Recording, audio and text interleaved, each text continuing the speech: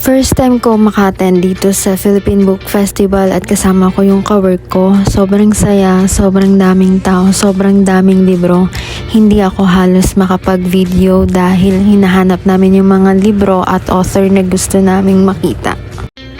Dahil limitado ang oras ko at ang budget ko, ito yung mga nabili ko. Ito ay mini book na isinulat ni Jane Vergara. Isa siyang poetry book at meron din siyang mga ibang libro na may ganitong version. 150 pesos ang bili ko dito.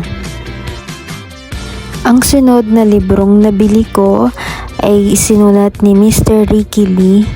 Ang title nito ay Kulang na Silya. Kwento siya o isa siyang libro na may nakasulat na kanyang karanasan ng pagiging isang writer.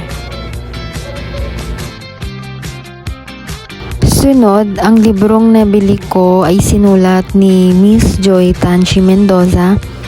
Pinamagatan itong When a Good God Allows Rape. Tungkol siya sa faith, healing, sexual trauma, and abuse.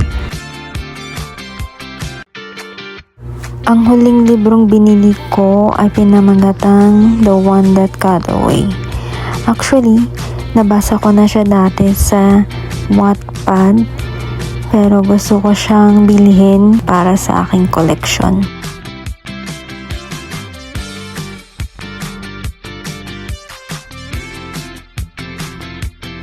Ang huling bagay na binili ko ay isang stationery paper.